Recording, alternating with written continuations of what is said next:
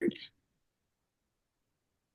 it may ask you to click a little OK button that you are aware that we are recording. I'll also remind you that we are live streaming to Facebook. So if that affects how much you want to be on screen or not. But welcome to Jesus 101, episode 2, The Beginning. And there's a reason I use quotes because there's a lot of different understandings of what the beginning means. So Jessica and I are going to kind of play with some of this. We've been brainstorming. There's some cute motorcycles.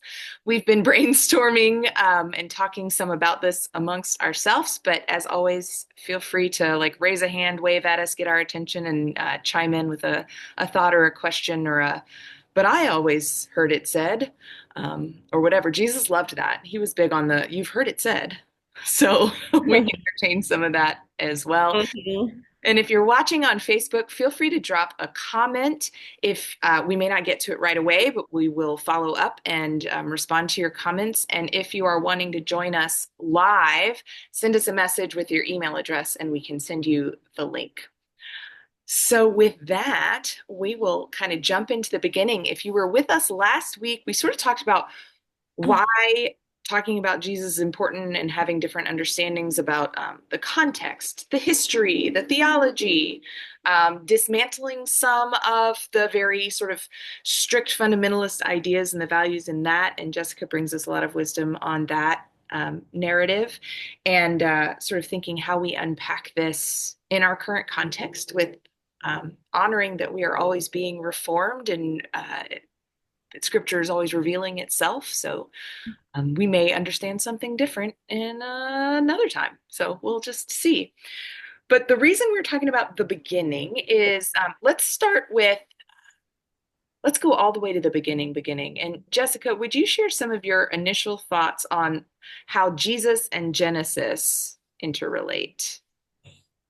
Well, what my understanding was from the community I was in was that in John 1 1, in the beginning was the Word, and the Word was with God, and the Word was God. They used that to indicate that Jesus was literally a presence and a driving force behind creation, and that it was like that collective of Jesus, God the Father, and the Holy Spirit that were present then.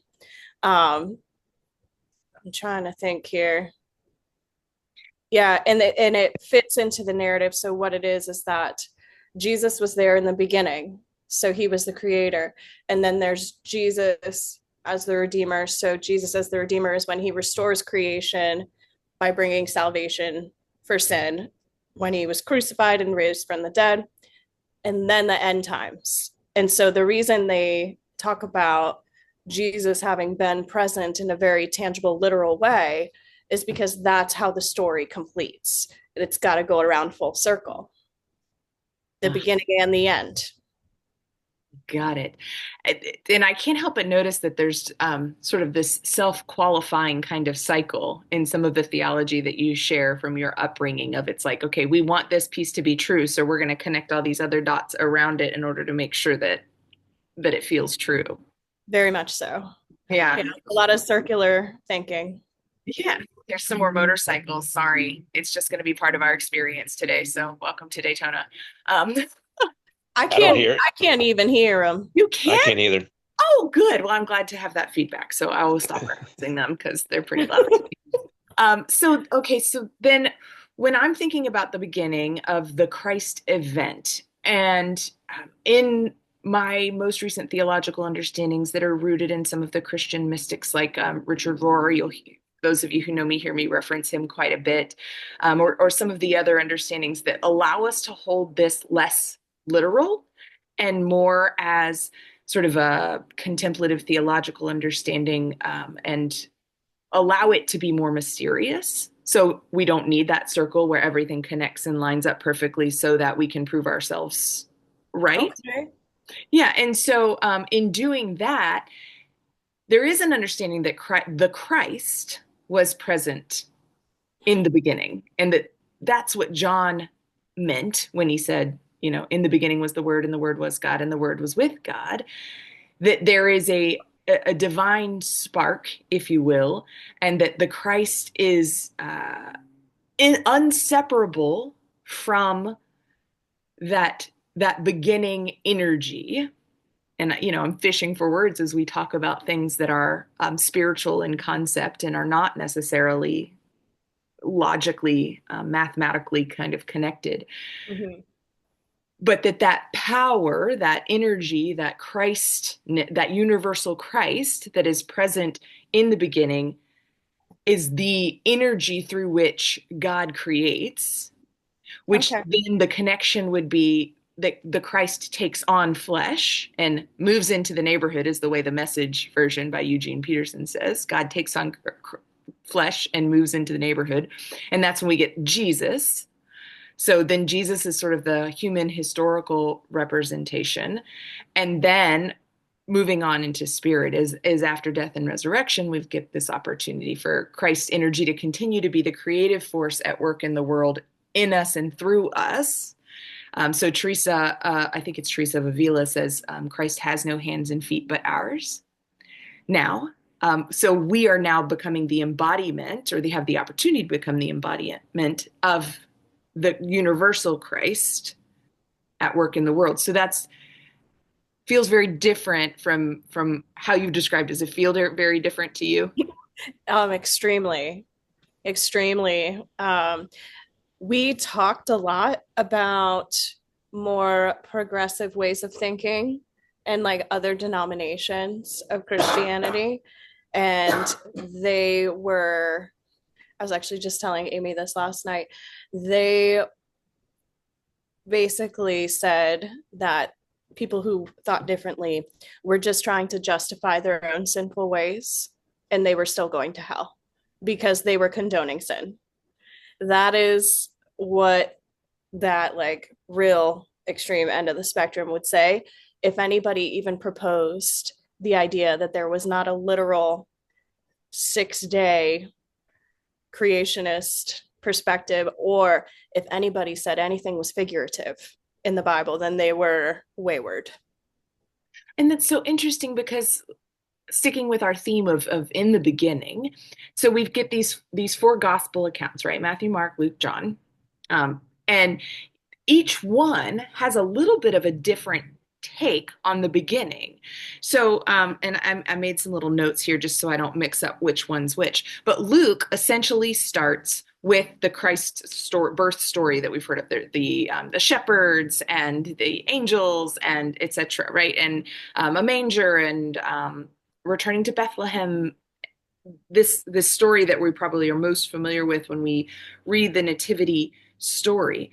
But Mark starts with John the Baptist. So John the Baptist is fulfilling the prophecy of Isaiah that a way will be made, a messenger will go ahead of you, prepare, and Jesus is baptized. So we start with a baptism. We start with a basically full-grown Jesus, if you will. And and what's special about him is this baptism moment that sort of anoints him into his ministry. And then in Matthew, we start with the begats. You guys might remember this one, some of you, but it's the lineage of Jesus. So Abraham is the father of Isaac, is the father of Jacob, is the father. So we're drawing these connections through ancestry. And then John, as we've been talking about, sort of starts with this: in the beginning was the Word, and the Word was with God, and God was with the Word, etc. This whole piece. So we've got these four different approaches to understanding who Jesus is that are all different. And it's never been clear to me how that would be explained as literal and being all the same thing. So how did your tradition explain that to you as a young person?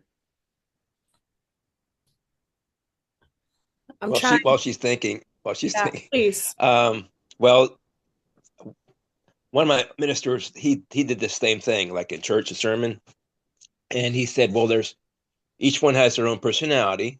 Matthew was an accountant. Luke was a doctor.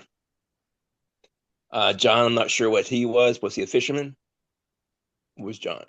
I think John was the fisherman. Yep. Okay, yeah. So they all took, that's the way their personalities were. Accountant may do step by step, like you say, chronological order of their history, of their family lineage. And then the doctors, he's going to be very precise and do things Mhm. the way that's his personality. Like if we all four wrote a story down, went to saw the same story, saw the same accident, we're going to look at it different perspectives. So it'd be the same way that they remember, and they didn't write it down right then. They had to go back to their memories. So then, whatever it was, 30 years later, whatever it was, I don't know. But they, from their perspective, that's what they did. Now, if you watch The Chosen, Matthew's writing everything down as everything goes. But I don't know how true that is. But But the but same that's what we're science, taught. Was that's that what science we have is that it was 30 to 60 years after right? Jesus's life that any of it was recorded. So it was basing Correct. Yeah. on story. But Jessica, what were you gonna Oh jump? no, I was just gonna thank Gary because that's exactly he jogged my memory. That's exactly what that thinking was. Is each account the men are fallible, but the message isn't, and like that they all have their own like personality come through.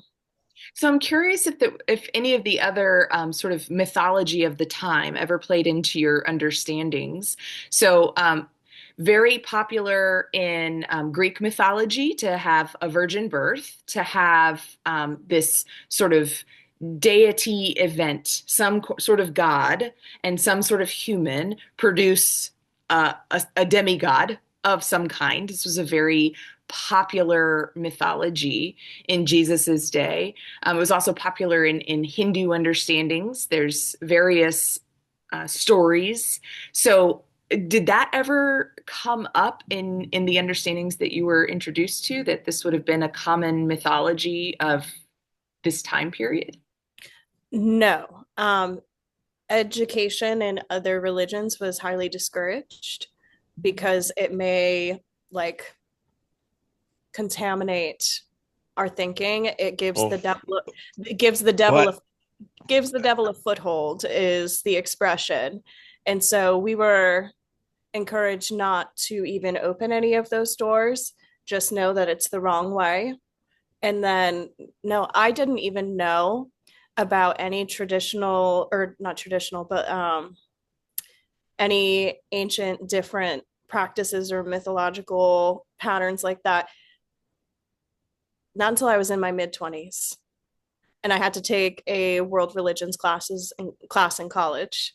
And before that though, it there wasn't a whole lot. It was just the focus was really on Jesus as savior. That was his only role, Jesus as savior, but the whole beginning part was just to prove Jesus was God. So that was how they supported. Yeah, I get that. I mean, and I'm familiar with the idea that Jesus needs to be sinless so that Jesus can be the perfect sacrifice for our sin. Mm-hmm. And I just feel like that's so yucky, for lack of a more profound way of saying it. That like is then the understanding is that uh, God kills God's sinless, perfect Son so that we can all be okay later after this life. Right. Yeah. And not having blemishes or anything like that. He had to be perfect, like a lamb, like they would sacrifice a lamb. The lamb had to be perfectly white, no dark, no nothing, no brown, no black patches of fur. It had to be perfectly white. And And then they had to anoint their feet and clean their feet with oil Mm-hmm. before they would sacrifice the lamb. and how do we understand? So from, I mean, and Gary, it sounds like you have some of this same theology in your experiencing. So then, how do we understand a God who is of love, right? Who's supposed to be a loving God would kill his own son? How do we understand that thinking? I know for my experience, it was because of the original sin back in Genesis. And so, because of the original sin where Eve ate the apple, basically humans ruined it. And so God had to be the bad cop not his nature, but he had to because we were unworthy. So we can force God to behave outside of God's nature then. And we Apparently, don't force him. I don't think we force him. he chooses to. It's like Right. the parent that has to provide the disciplinary actions. And that was what it was. It was disciplinary for sin. And up to that time, everybody's, they were sacrificing their perfect lamb or bird, whatever it might have been. So that's what they were always taught to do, and that's what the prophecy was, that there'd be a perfect Lamb of God that they would have to sacrifice at that time. And then they stopped then the altar fell. There was no more at that time, and no more sacrifices of burnt offerings as soon as Jesus died. Yeah. Well, and you know, Jesus's death and Jesus's birth are obviously like closely connected, and we're going to journey between those two. But I do want to try to stick to these early understandings. And so in the Greek, the word virgin and the word maiden or young girl it's the same word. It's one word that is used to mean a young woman or a virgin, which often were the same thing, but not always. Um, and that word gets translated most often as virgin, which to us means somebody that hasn't had sex. So then that makes Jesus's birth miraculous and supernatural, and also means that God and the sinless thing we were talking about, right? Like, because God impregnated Mary and then we get Jesus. So Jesus is the sinless, all of those pieces of the theology that help sort of form this idea that it could be the perfect sacrifice in later chapters. So giving us permission to play a little bit to skirt the line of heresy here. How important is it to our understanding of who Jesus is that Mary is a virgin? Very. Traditionally or now or all of the above? Traditionally, yeah, because that is what it means to be a Christian in the like list of things you're supposed to believe is that Jesus was born of a virgin. It's like in all the things. So I would imagine it's quite important. Is it the disciple? What was it? I forget what they call it. The Disciples' Creed or something. I forget what it's called. Apostles. Mm-hmm. Apostles' Creed. Yep. Born of the Virgin Mary, suffered under Pontius Pilate, etc. Yep. So comparing that now to what people scientifically know about how birth happens, how do we hold these two things? God can do what is true? miracles. Say it. Go ahead, Jess.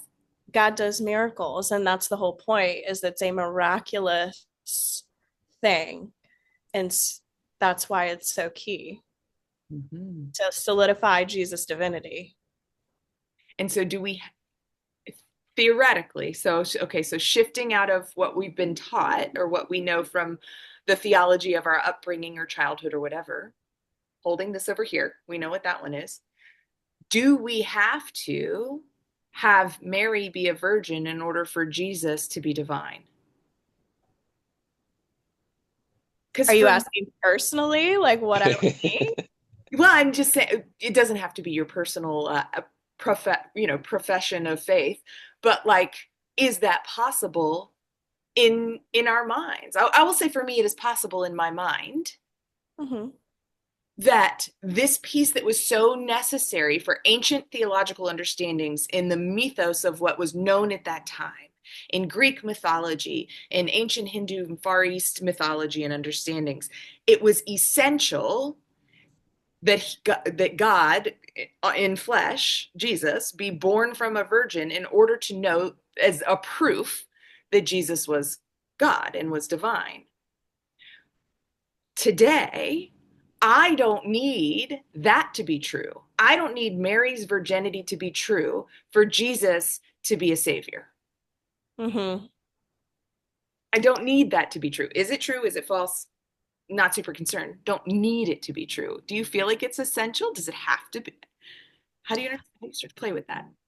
I don't think it needs to be essential. I think that things can be exclusive of one another. It doesn't necessarily have to be this or that. It's someone told me once when I was starting to question my faith a little bit, I was having a hard time with the group I was with and some of the things that they were teaching because it didn't line up with who I knew Jesus to be. And it didn't line up with science or like these things. And so I just wanted to like walk away completely. And they said, well, don't throw the baby out with the bathwater. And so that expression. And so I I think that you can apply that in many ways because just because one thing isn't true doesn't mean that Jesus isn't still divine, doesn't mean that Jesus isn't still like all of the qualities, the savior, redeemer, all these things, but it just means that maybe it's represented in a slightly different way. Mm-hmm. Yeah, I don't think it has to be that way, but it was part of what Isaiah's prophecy, that who it was that prophesied this is going to happen. Yes. So if it didn't happen that way, then the prophecy may be wrong. So we have, doesn't necessarily have to be true, but that's just what it was at that time. The holes start showing. Exactly. Yeah. So it needs to be true But- for the series of events, for the understanding of the way that scripture is written. Right. And we just have, and it's all about faith. I mean, we don't know perfectly everything, but it's about faith. Yeah. That's what you have to have. And I think the invitation of spiritual maturity, as it's been revealed to me to this point, enough disclaimers, is that we don't have to live in these binaries of that's either true or false. Jesus is either born of the Virgin Mary, or who was literally a virgin, or none of it's true, right? Mm-hmm. Like, and I like Rob Bell. I don't know if you're familiar with him, but he's written some lovely books deconstructing some of the more fundamentalist ideas of what must be in order to, sort of setting up these theological math equations, if you will. And he talks about the difference between a brick wall theology, meaning that you pull one brick out. Let's say the brick is whether Mary's a virgin or not, right? You pull one brick out, and because of the way it's built, the whole wall collapses. Versus a spring, like a trampoline theology. You can take one spring out of the trampoline and it still bounces. It still bounces. It's okay. You can continue because there's these other pieces that hold it in.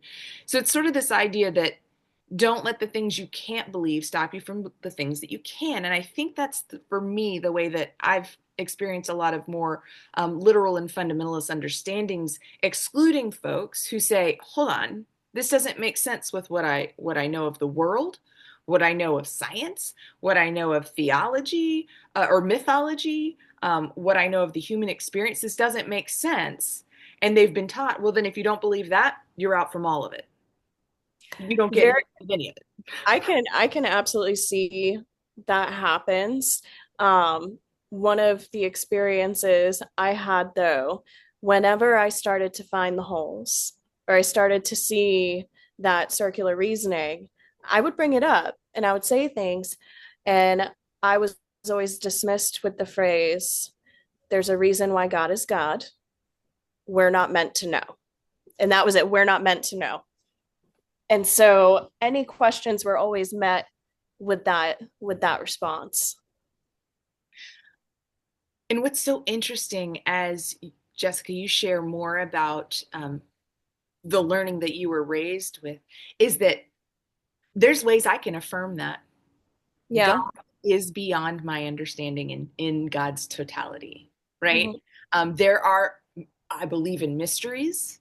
I believe that the miraculous is possible. I believe that there are things I will never understand about Jesus, about Christ, about God, about spirit, about other humans. Oh my gosh, I barely, if at all, understand myself, much less these people and deities that are beyond me, right? That are supposed to be a power greater than myself, to use sort of 12-step language. And so, yeah, there's some things that we just don't understand is true. And to use that as a way to squelch human curiosity feels coercive. Well, think knowledge is power, right? They don't thrive when everybody's empowered. They thrive when people are unsure, uneducated, and afraid. Because then you can control. And so you instill that fear of hell and that guilt of sin. You get people who are willing to accept generic redirection versus actual answers about the things that they're concerned about. And you're sort of shamed for asking those questions because it's an expression that your faith is not strong enough. Instead of allowing it to be different entry points for different people in their development that allow them to see the divine in themselves and themselves in the divine. You know what I mean? Like there's another opportunity, it feels like to me, as we bear witness to these different nativity stories, if you will, these Genesis of Jesus kind of stories, right? So one is this very mystical. There is a way in which the Christ has always been present. How cool is that? You know, there's a way in which, you know what? This whole Christ thing didn't really start till Jesus was an adult, till that baptism, till that dove descended, till that moment of revelation happened. So if it's happening for you now, awesome. In your fully formed adult brain, that's amazing. And there's this story of the ancestors and all of the things that happened that led up to. So it's like it's being sort of crafted into your DNA before you have any awareness. How cool is that? Or this very humble beginning as a crying baby with no control over any of its circumstances in a freaking barn or what, you know, like how cool is it? So for me it's like, why not allow all of these things to be true? Why do we have to sort of zero down on one in or out way if it's possible to allow this to open up and bloom and be invitational to all kinds of people in different places in their understanding? I've always wondered that. Yeah, I've always wondered that, but I think it's just fear of things that you don't know or don't understand. And so you use Jesus as an exclusionary message to keep the others out. Huh. And then that can become the basis for sort of fueling your own bias and prejudice And because yes, and then people don't question, and you start to build this bigger and bigger community of people who will do what you say because you say it. yeah. And I don't know that I know not every church that is fundamentalist or of those traditions is that way exactly. But if you look at those beginnings of the fundamentalist church, I think you do see a lot of intimidation, fire and brimstone, all of those things. And if you instill fear, people are more likely to trust you to save them. And so making sure everybody feels like they need a savior from something bad, they're gonna go ahead and be like, okay, well, I don't want that. And then they try their best to follow the logic, believe the right way, because if you're wrong, you go to hell. Well, it makes me curious about what else might be true. So if we remove the need for a virgin, if because God can do things beyond that uh, context and mythology that was so important in a different age and a different time, or maybe to different people. So like allow that to be true or not true, right? Literally.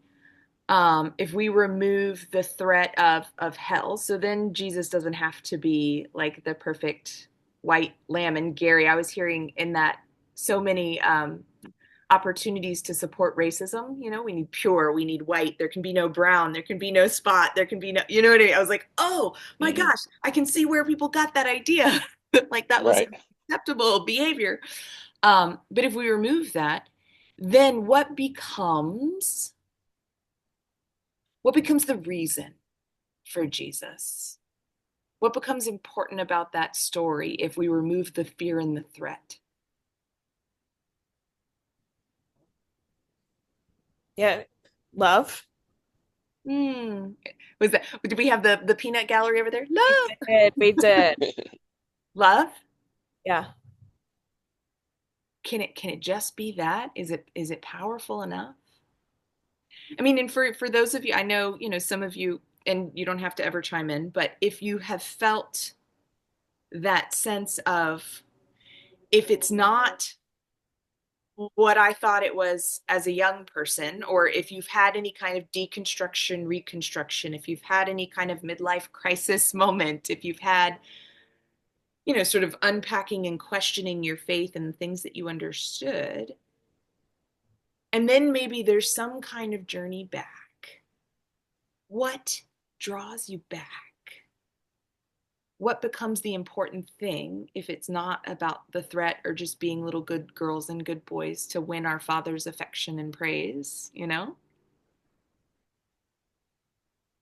I can't help but think that it has to be rooted in curiosity, in creativity, in love, and in freedom. Mm. Because if there's not a threat, then there's an actual choice.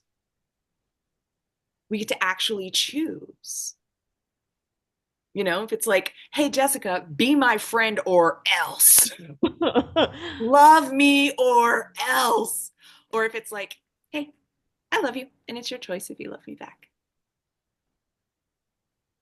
Is that compelling enough? Should be. It kind of turns the whole thing upside down a little bit, though, from all of this need for, the math of it. The if Hmm. this, then that brick wall. Yeah. Mary had to be a virgin so that Jesus could be God, so that there could be this crucifixion moment and these miraculous things along the way, so that there could be this resurrection moment, so that then I could be saved. Hmm. But if we take that away, and it can be about, so in the Presbyterian theology, we say that the chief end of man is to glorify God and enjoy God forever. Mm. What a different idea than love God or be punished. Hmm. It's a very, very different perspective. Absolutely. Well, the punishment would not be punished, but you would always have heard that hell is not a place, but just the absence of God. You wouldn't be around God, and that Oh, would be your hell. It wouldn't be fire and brimstone with the devil. It would just be the absence of God. Yeah. and I think And that's a very, like, I love that because that can be interpreted in a lot of different ways. It can mean something different to a lot of different people. mhm. But I absolutely agree with that. And I've sort of journeyed from, as a young person, sort of these more literal understandings of hell, right? Like if you rack up a certain number of sins and you go to hell, rack up a certain number of good deeds and you go to heaven, some kind of, mathematical equation that decided your eternal fate. I abandoned that, and drifted more towards uh, the absence of God idea. But recently, that's not satisfying to me because God is more powerful than me. And so I cannot have the absence of God. It is not possible for me. However, I can pretend, I can live in denial People do it all the time. I can cover my eyes and be like, God's not there and everything's awful. You know what I mean? I can choose to see all that is bad or wrong or horrible. Uh, I can create my own, in essence, I can create my own hell, but I am not powerful enough to be absent from God. So one of the ways I was understanding Gary, and maybe I'm incorrect, but I was thinking of like once you pass on, once you die, then you have absence of God versus presence with God, which would be heaven. There's still Right. Yeah. something in the understanding that it's like there's a now and an after. And it's the Hmm. after part is where you'll have the absence of God. Right. That's what I was saying. Yeah. Yeah. No, that's what I was trying to understand and make sure. Hmm. Yeah. Because right now it's, our belief, um, our belief in spiritual togetherness with God is, how we do through prayer and things like that. But nothing's going to happen until after we pass away. Energy or soul or whatever you want to call it is going to go back either with God or without being with God. That's the way I kind of see it. But again, that would be the hell part without being with God. Yeah. And it's just so interesting because I mean, I balance it with the idea that I also believe that God isn't coercive, so would not force God's self upon us, Hmm. which I think is an important and neglected piece of sort of the nativity story of the virgin birth and all of this. Like Mary had to say yes. You know, if she hadn't, it would be a whole other kind of story that would be much darker, in my opinion. So I think we get to say yes. Um, I think God allows that for us to choose to choose God, right? Like or not. And I'm using God very broadly. So we may have to have a God 101, just like we had Jesus. But how do we understand that? But I don't think I don't know, I sort of have this image in my head because I am a mother and there is nothing that my children could do that would make me not love them. It would make me not constantly want to seek to be in relationship with them, that would make me not long for that, regardless of if I had to have boundaries around behaviors and this kind of thing, right? But like they would make me stop longing for, stop hoping for, stop wanting loving relationship. So with that idea, I can't imagine a absence of God. I can imagine ignoring, turning away from, because I think I get the freedom to do that. But it would also, in my own mind, just be a not yet. That there Hmm. is not an eventuality for any of God's creation that doesn't eventually end in resurrection, in the good news, in the connection, in the rejoining with the love or energy or heaven or however you think of those things. And I Mm. feel like that's the essence of the beginning of the Jesus story, is that it invites us into that story of love that doesn't hinge on any one of these factual or metaphorical recorded ideas written down by humans, but is just an invitation into imagining a story of love so great that there's nothing that could ever break it, which to me is so much more compelling than like if you're good you go to heaven, if you're bad you go to hell, right? Okay, right. Now let's turn around what you just said about you and your children. Okay, you said you would never hurt them or never leave them, right? So turn that around, and but they could always possibly leave you. They may still love you, but they could possibly leave you, but you're still there for them. Yeah, So if they ever wanted to come back to you, they could always come back to you. yeah, but it And would be that's kind of if I had that's kind of forsaken like playing God, but as far as the the analogy metaphor. of that, like, okay, well, I'm here, but you can leave. It's gonna be hell when you leave. but I'm still here if you want to come back. Yeah, and sort of shapes how I understand a lot of the parables of Jesus's stories that at one point in my life, many of them felt like threats, right? Like be good, live this way, or, and that means heaven, or you're bad, you live that way, and that means hell, has shifted for me in an understanding of, hey, these are the invitations. And I want you to know that they come from a place of love. And if you choose, you can choose. You can choose to turn your back on me, on teaching, on loving your neighbor as you yourself.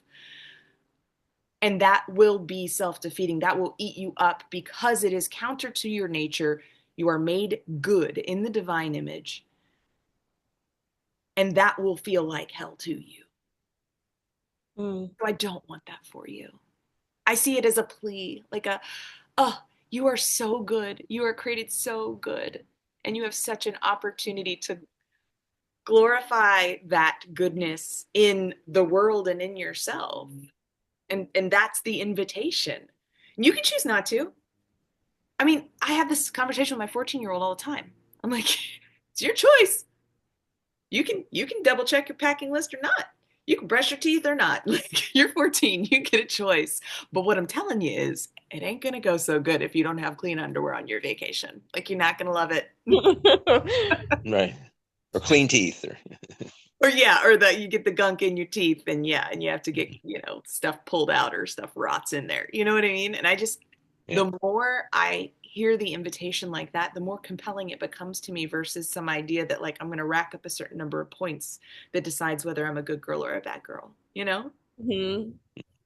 I think how you put that is really helpful for me in terms of trying to understand a different way to look at the need for Jesus and like what it's representing. And yeah, it's a different perspective, and it's one that I think models sort of a universalist version of how you interpret God.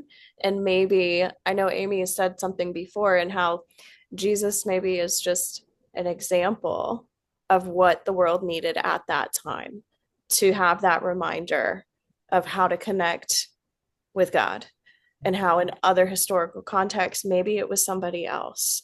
But for that period in time of history, this is who would have the most impact. This is who people would be drawn to. Yeah. And how to tell the story in a way that speaks to that culture, that, and to where we are developmentally as a species. Mm-hmm. I hope we're still developing. I hope we move past where we are as a species, and I know we've moved past some of where we were, even if it crops back up again and again. It seems like, but my hope is that the invitation is to ever more understand ourselves as children of the divine, made in the divine image, and that's what all the teachings essentially point to, and that it is no sacrifice of who I am to follow who God is calling me to be. In fact, it's where my greatest joy is. Because there's some part of me that thought it was all sacrificial. Because if the story is true, that God made a perfect being in Jesus and then had to kill him, so the rest of us, because the rest of us are so nasty, then it's like, oh, well, if I want to be like Jesus, it's got to be about self-flagellation and sacrifice. And it's got to Mm-hmm. be kind of miserable. Yeah, that was one thing I heard a lot was God never said you'd be happy. And that like joy was what we found in the presence of God. It didn't have to come from our circumstances. So we really don't have any guarantee, that's something we should be working for, is that happiness is never a goal. And I guess, again, I could find a way that would be true. And I think that's one of the challenges of like a mature spiritual understanding is I can see how that's true. I can see how that's not true. Because I can see how if I'm only seeking my like sort of a shallow layer of happiness, I mean, that's addiction right there, right? Like what can I do to keep the happy? What can I do to keep the happy? A drug, a food, a person. You can be addicted to all kinds of things, right? Like what can I do to keep the happy? Because is a very different journey than how do I find my truest sense of self, which is naturally where my joy will be. Mm. You know, how do I know myself so well that I see the divine in me? I see my calling. I see the steps to take, even falteringly, little by little, so that I remember I'm not God. But then trusting that that path of self knowing leads to God knowing, leads to joy, connection, community. Yeah, maybe not a superficial happiness, Hmm. but like ultimate purpose and meaning, because I can say that thing we're going to get to later where Jesus says, I am in the Father and the Father is in me. To have that kind of faith, that kind of confidence. So yes, okay, an example. I can honor that. Some kind of miracle? Sure. Yeah. There's room for that. A math equation in which good plus Jesus equals heaven and or something, that one gets harder for me, but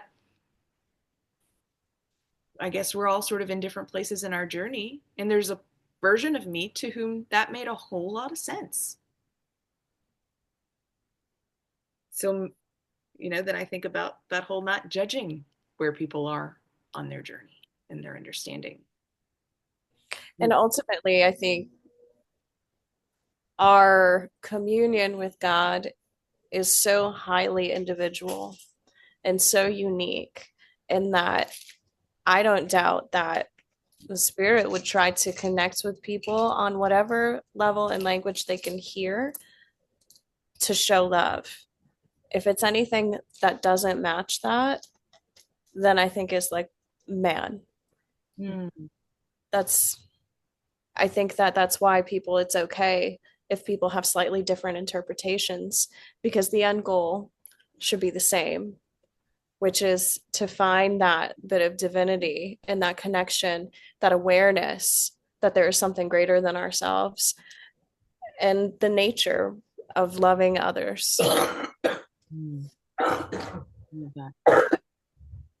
I want to make sure that if anybody else wants to chime in, Rick and Holly or Gary, again, just sort of wave here, particularly about these ideas of the beginning, because we are going to journey on over these next few episodes through parables and miracles and how we understand this death and resurrection thing and even this Trinitarian thing. So we're sort of weaving, you can't say one without the other, but really want to focus on this sort of origin story, if you will, and why it is important or not. Yeah, did you guys unmute? Go ahead.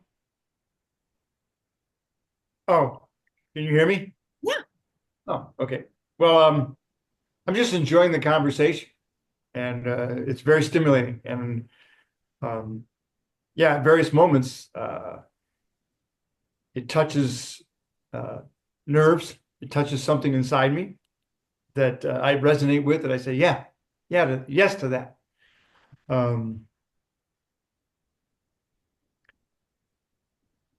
I think there's more could be discussed about those fundamentalist type of of approaches, because I think you folks touched on it. There's a very controlling element to that. Mm-hmm.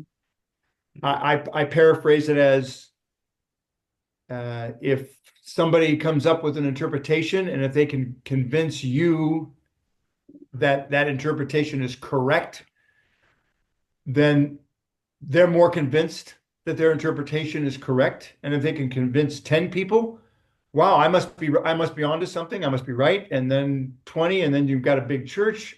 Like a snowball. It snowballs, and then you start to have something. The control element begins to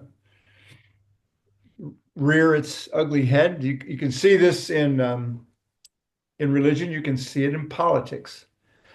So So I'm quite aware of that. I also have some views on, because lately I shared this a little bit on Sunday in our little group, that lately I have become increasingly aware of my own mortality, causing me to think about things like heaven.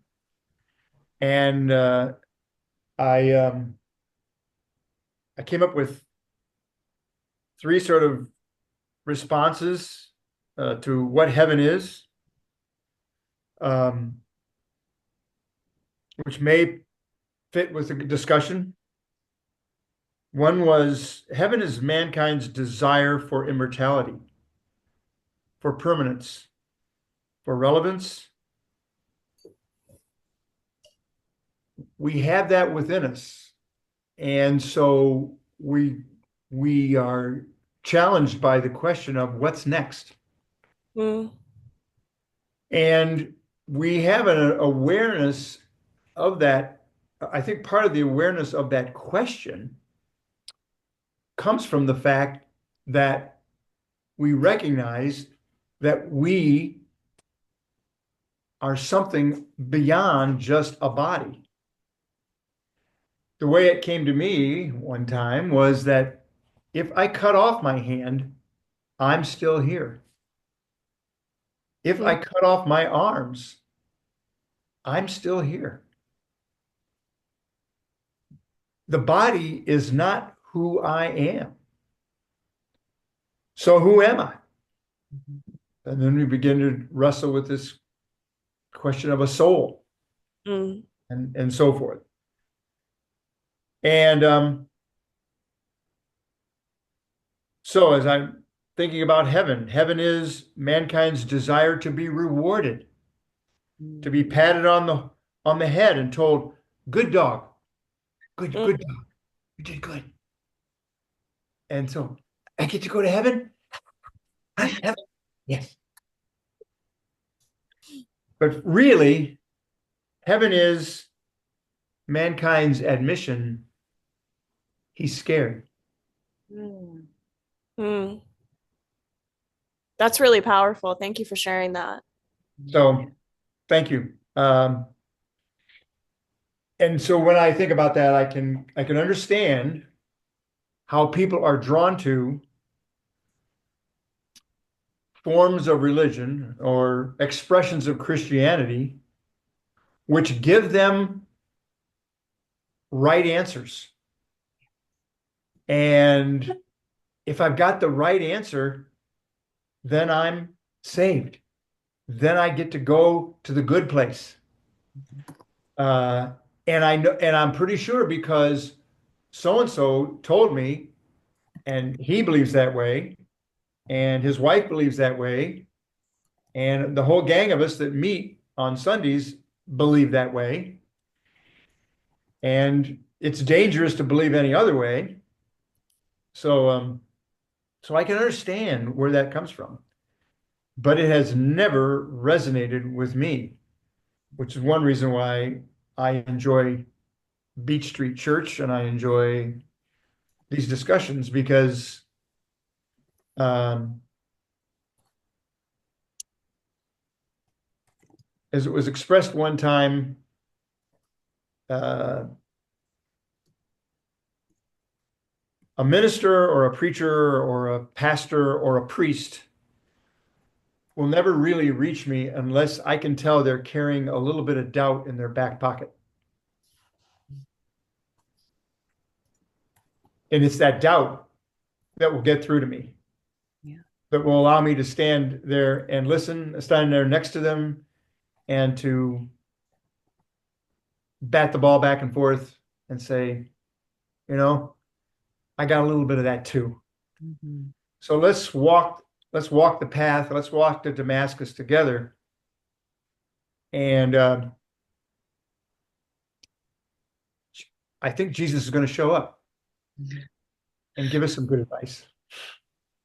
I love that, Rick. Thank you so much for that. And yeah, I think that despite some of what I was taught, the word believe implies doubt. Because something that's a fact, you don't have to believe, you just know it. That's true. My name's Katie. That's true. I don't have to believe I believe my name is Katie. Then you're going to start having questions, right? So believing, the need to believe implies there's some kind of doubt, that there's some kind of journey. And I think as we go through this series, we won't say everything exhaustive, but maybe it's provocative enough to continue to help each of us sort of walk our journey of understanding. I hope that it continues to bring up the question, what do I need to be true about Jesus? What do I need to be true? Do I need the virgin birth to be true? Do I need divinity to be true? What do I need to be true? And it's a question that's allowed to change. The answer's allowed to change. I give you that permission for whatever that's worth. And the second thing that I have found so provocative in my own journey, I had a seminary professor who was she was the spiritual formation professor, and her name's Dr. Forche. I'll give her a shout out because she's just amazing. But I think she's half fairy also. She just is one of those light, sparkly people that's like seems kind of magical. And she had us do an exercise in seminary of saying, I want you to say a statement that you believe is true. She used God, I'll use Jesus. A statement you believe is true about Jesus. And we all went around and made our statement. And then she said, now I want you to say, this is not true about Jesus, and use the same thing. So I believe Jesus is the Son of God. Explain that. Well, I believe in this and that. Okay. I believe Jesus is not the Son of God. Explain that. And just encouraged us to wrestle within our own minds of what we believe to be true and not true, helping us identify how important it is, and also allowing us to have a growth mindset would be the words of today, instead of a set mindset, because that means we're still becoming. That means there's still opportunity for God to meet us and to grow us and change us, to make us more into God's image, than if everything is set and is only one way and there is no other way. That's the last thing I need to say. Anybody else need to say something? Not about this.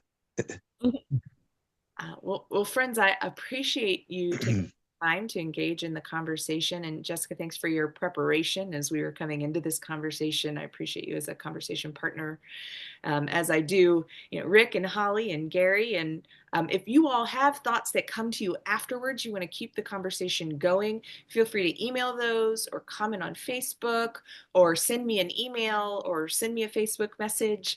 I love to continue the conversation, and we can, if there's questions that come up later, we could even double dip, kind of drift back and see if there's other information or ideas we can bat around together, which is what I hope this is. It's not come and listen and be taught one thing to think. It's come and listen and engage and see where we grow together. I hope that the spiritual path is one of growth. If it's not, I'm doing it wrong. And next week, I would say next week is parables, right? Our next visit together is parables. I don't think it's next week. I think it might be out too. Oh, whatever. I'm sorry. Next time. But we have. Anyway, what I was going to say is, if you don't have it, there's a program on Angel Network, Angel Studios. It's free. You don't have to pay anything. It's free. It'll come up and ask you if you want to join the guild. You don't have to do that.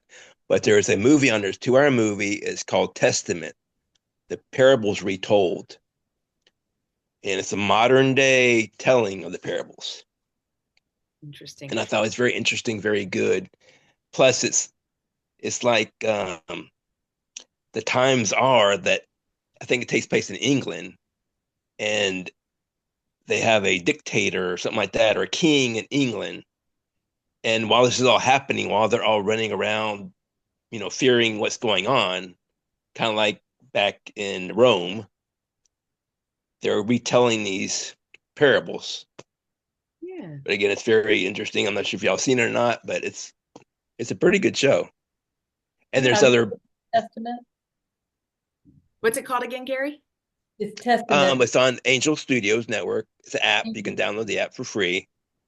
It's called Testament: The Parables Retold. Sounds interesting. It is. I mean, it is. It's if you haven't seen it, just recommend. Just it's kind of just like, wow, just different way to look at it in modern days, as far as they talk about the Good Samaritan. That's what's one of six on my mind, because I can visualize how they do it in the movie. But there's like two or three, maybe four parables that they do in the 2 hour show. Oh yeah, and if anybody's got a chance to watch that between now and then, maybe I will too, and we'll see what happens. I know we've got some good resources, and I have a friend. I'm going to give her a shout out, Teresa Hornsby, who is a professor of theology, New Testament in particular, and who walked with us. I think Rick and Holly, maybe you came to some of them, through the parables from the perspective of a Jewish philosopher and teacher and theologian, so bringing in sort of what would be the Judaic understandings of these things that we maybe separate ourselves from in our Christian understandings, also weeding through some of how these stories were crafted through the Roman Empire. So how does empire try to soften the blow towards empire so that it can preserve itself, and thinking about the ways that generally the parables are all about turning your understandings upside down. So if you read a parable and go, yeah, that's exactly what I thought, you're probably not getting the fullness of the understanding. So again, growth is my thoughts on that. But I look forward to being together again with as many of you as possible. Again, reminder to our friends on Facebook, if you want to join the conversation live, send us a message and we will get you a link. And if you have follow-up questions, thoughts, ideas, you can comment on Facebook, message, email, all the things, because again, we're growing together. So this gives us an opportunity to engage and continue to interact. And I am so grateful for the people who showed up today. Thanks for bringing your thoughts and your presence and your prayers and all the rest. Thank you. Right. Thank you. Thank you, Jessica. Thank you very much. Have a good night. We'll be back. All right. Good night. Good night.